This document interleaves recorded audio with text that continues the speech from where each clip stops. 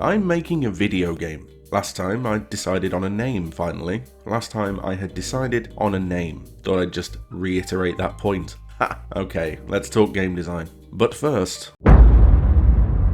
the jump and double jump particles weren't behaving themselves, so I've locked them in the vault of things I tried once and then decided I didn't want anymore. Remember folks, unlike a puppy, platform mechanics are not for life. They can in fact just be for Christmas. Instead we have this nifty new jump orb, the orb of jumping, I suppose. It's simple, clean, and does what I tell it to do, so it can stay. Just like my girlfriend. I'm kidding, we have a very healthy relationship. Like a mad scientist, I've gone right down to the core and changed the very nature of jumping itself. When you run off a ledge, there's now a 3-frame grace period where you can still jump as if you were standing on the ground. This is in line with adding player bias and giving the player more leniency than they think they have. This will tie into the way we go on to do difficulty, and goes back to something I said in my first ever video about how players aren't actually as good as they think they are. Speaking of player bias, I've made a change that many of you probably didn't even realise wasn't already a thing. Sliding down a wall will now reset your jump counter so you can go from a wall jump into a double jump. This gives the player even more mobility options and another way of saving themselves if they make a mistake. Again,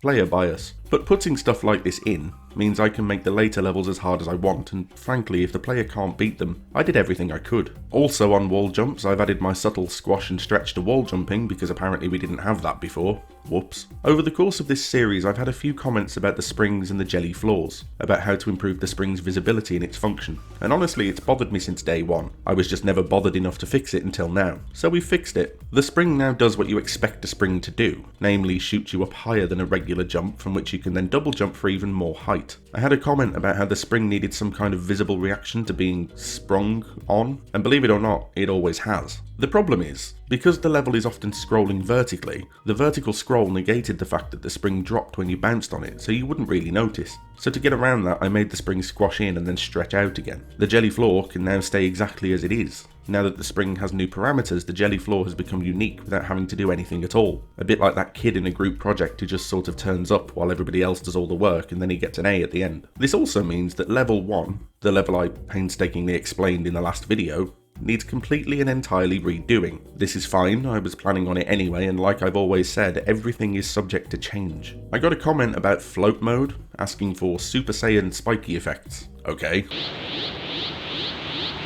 I still wasn't convinced though, and float mode was starting to give me a headache, which, if you've seen the previous videos, you know I've been struggling with it. Then I got a tweet from a very talented game designer friend saying I should just rename it Ghost Mode, desaturate the level, and add some TV static. And then I got annoyed, because not only did he say that like it was the most obvious thing in the world, but as soon as I read it, I realised it is in fact the most obvious thing in the world. So, Ghost Mode. This is it. This is where I'm stopping with it. It looks cool, it's implemented, it works, job done, finally. I got another comment saying that I was putting a lot of faith in people already knowing how platformers work, and that's true, I was. I thought I was okay to do that because of the audience that I'm targeting this at, but then I thought, what if there's a better way? So, introducing... The playground is sort of like a tutorial level, in that it briefly mentions how certain mechanics work, but it doesn't ask the player to actually do those things. You can run straight to the exit if you want, but it'll give you a space to just get used to the mechanics and the physics before the game starts. On selecting a new game, you'll automatically be sent to the playground first. If you don't need it, that's fine, you can run to the exit in about 10 seconds and it'll never be forced on you again. But I think some people might benefit from having the space to play around in. I'll still be reinforcing certain things in the levels themselves, but I don't think it hurts to have a blank space for the player to experiment and acclimatise to the movement physics. This is something that 3D platformers, particularly Super Mario, often accomplish in their hub worlds. Vertical levels. Up until now, every level has been horizontal, scrolling from left to right. With the new vertical level layout, we can have a level that goes from the top down or from the bottom up. This means when designing a level from scratch, we now have 3 different directions to choose from. Up, right, and down. Not left. Never left. Don't ask me why, but traditional platformers just don't really move left unless they've moved right, up or down first. I can't trace this to anything solid, but I think it might have something to do with games like Pitfall, and of course Super Mario Bros. Setting the standard for what a linear 2D platformer is. Metroidvanias don't suffer from this of course, and you can go in whatever direction you like, but if you're making a linear scrolling 2D platformer, you can't primarily be going left, because we're all monkey brains in meat suits and it just feels wrong. Right, since every waking moment now is spent on level design, I should probably start breaking it down into manageable chunks for you, so that my obsessive rambling over where to put one particular platform makes some more sense. Let's start with Before you start designing levels for a 2D platformer, you need to have your mechanics set in stone. It's like trying to build a piece of IKEA furniture. There's no point putting bits together until you know what all the bits are, because if you get that wrong, you'll be on the phone to customer support for 90 minutes trying to get a missing screw for your Kavist Bro, or you'll feel like you've finished and wonder why your Arkelstorp looks like Bumblebee. Your mechanics will guide your level design, so you need to have a thorough understanding of what they let you do. For example, in a previous video we covered why having a double jump needs you to design around a double jump, and just putting in taller walls and wider pits is a waste of time. Your levels need to have opportunities for the double jump to be mastered by the player, like this little set piece here. Now, I'm not going to break this down too much because I believe you're all intelligent, analytical and just sheer brilliant people. Please subscribe to my channel. But you can see from the background trail the points at which the player has to utilise their mastery of the double jump to pass the challenge. This is a challenge that wouldn't be possible without a double jump because you need to time that jump and steer your momentum at the same time to navigate mid-air hazards. If I didn't understand what the double jump lets me do, I wouldn't be able to put something like this together because I wouldn't know where the double jump is best applied to create challenge. Understanding your mechanics lets you design levels that make the most of them. It's also the reason why I'm quite rudely ignoring all the comments about a sprint, a dash, an air dash and any other mechanical suggestions. It's not that I don't appreciate those suggestions, because I do and I'm thankful for them. It's just that I have a pool of level hazards, platform and movement mechanics that I'm comfortable with, and for every one more that you add, your level design needs to become more and more complex to make the most of them. Otherwise it's a waste and your game becomes an unfocused mess. I'll give you an example. Super Mario Bros. 3 is, in my opinion, the best 2D Mario game after Yoshi's Island. The reason for this is that the mechanical variety is tied so perfectly to the level design in every single world.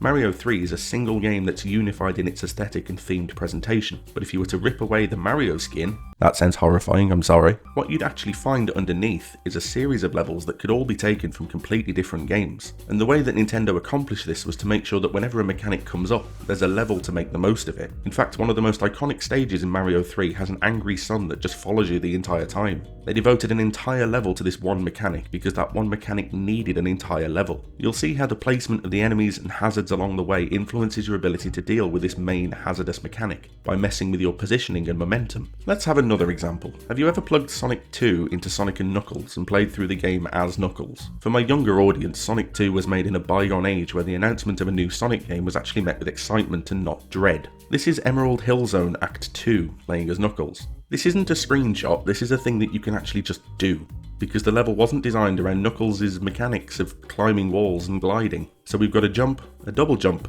and a wall jump. The single jump doesn't need much understanding, and we've covered the double jump, so let's look at the wall jump. What does a wall jump let you do? Lots of things, that's why I added it. The first one of these is Traversal is just a posh way of saying getting around, specifically up and down. We're going back to Super Meat Boy again, but there are so many levels where your progress relies on being able to jump up the sides of walls. In Reiterate, depending on how close together I place some wall surfaces, wall jumping is usually the fastest way of making vertical progress. This means when I want to vary the layout, positioning and verticality of a level, I can use tightly placed walls to let the player basically rocket straight up. You'll have to take my word for this, but this is incredibly pleasing and satisfying to do. It creates immediate momentum and I'll be using it to help control the pacing of levels as I make them, which is something we'll touch on in another video.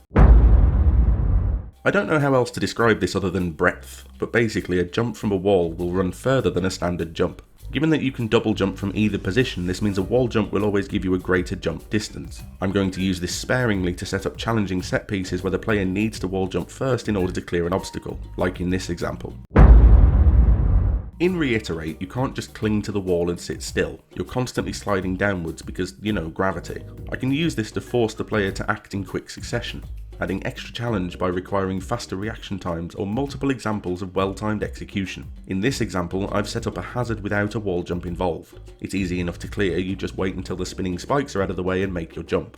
Now let's try that with a wall jump instead. Here you'll notice that we've now blocked off the simple double jump solution with a wall of spikes, which signposts our player to the intended solution of clinging to the wall and executing a wall jump with a double jump across the spiked gap. There's two ways they could look to accomplish this. Either they could add the wall jump into the single fluid movement they need to execute like this, or they could cling to the wall and use the double jump to keep resetting their wall position until the time is right to make the leap. Both of them are valid, but one of them clearly looks better than the other. Oh, and there's also a third option, which is to forego the wall jump altogether, fall down the gap here, double jump over the spikes, and then wall jump up the other side again, but this again doesn't look quite as good. This, by the way, is a method of passively training your player to improve. When you present them with a challenge that has multiple solutions, one of them, usually the intended one, will look and feel better to do. Most players will instinctively want to do that and will know when their performance feels sloppy or scrappy. This forms the basis of the perfect player philosophy that I touched on in the last video and will get into in depth in a future one. In fact, we're going to go even more in depth as the level design sub-series continues, but for now, hopefully you can see how understanding your mechanics is vital to good level design, and how you can analyse a mechanic for all of its possibilities. There are probably even more things you can do with wall jumps, and I'll highlight them if and when they come up. But that's going to do it for this video. As always, please leave a like if you liked it and subscribe to make sure you don't miss the next episode in the series. What I'm going to leave you with today is footage of what not to do in level design. Just for fun, I've put together a concept level made purely out of wall jumps and spikes. It's awful, it's very bad, it's not good, it's horribly unfair, and it's not going into the final game. But you get to see it anyway. Thank you for watching, and I'll see you next time.